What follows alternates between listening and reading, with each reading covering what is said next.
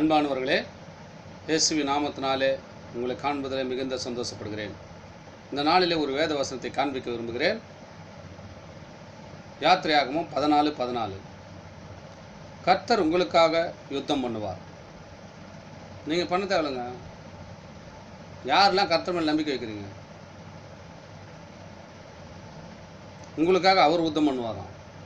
நீங்கள் சொல்கிறார் பாருங்கள், எவ்வளோ அருமையாக சொல்கிறாரு. கர்த்தர் உங்களுக்காக யுத்தம் பண்ணுவார். ஏன்னா நீங்கள் அவர் மேலே வச்சுக்கிற அன்பு. ஏசப்பா என்னை விடுவிப்பார், இந்த யுத்தத்திலிருந்து என்னை விடுவிப்பார். தாவீதுடைய வாழ்க்கையில் அநேக போராட்டம் பிரச்சனை வரும்போது கர்த்தர் மேல் நம்பிக்கையாக இருந்தாங்க.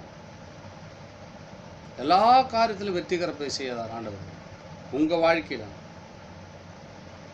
உங்கள் வெற்றி வாழ்க்கை வேணும்னா நீங்கள் அவரை பிடிச்சிக்குங்க, இயேசுவை பின்தொடருங்க. கர்த்தர் உங்களுக்காக யுத்தம் பண்ணுவார். நீங்கள் சும்மா இருங்க, நான் உங்களுக்காக யுத்தம் பண்ணுறேன்னு வருங்க. நம்ம போய் ஒருத்தர் சண்டை போகிறோம், அவங்களோட நீ சண்டை போடவே தேவைங்க.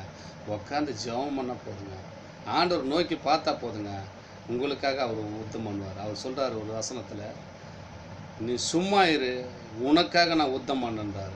ஏன்னா எவ்வளோ அன்பு பாருங்கள் நம்ம மேலே ஆண்டவர் வச்சுக்கிட்டார் பாருங்க. நீ சண்டை போடாதப்பா, அவங்க பேசுகிற மாதிரி நீ பேசாதப்பா, அவங்க எதிர்த்து வராமல் நீ எதிர்த்து போகாதப்பா, நீ அவங்க எதிர்த்து வரும்போது நீ மௌனமாக இரு, நீ மௌனமாக இரு, உன் இருதயத்தை என்னோடு கூட இணைக்கப்படு, நான் உனக்காக நான் யுத்தம் பண்ணுறேன்னு வருங்க. எப்படிப்பட்ட அன்பு தெய்வம் பார்த்தீங்களா? உங்கள் வாழ்க்கையில் கர்த்தர் உங்களுக்காக யுத்தம் பண்ண வந்திருக்கிறார்.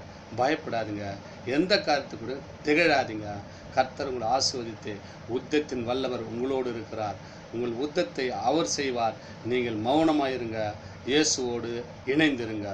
ஆமேன், ஆமேன். God bless you.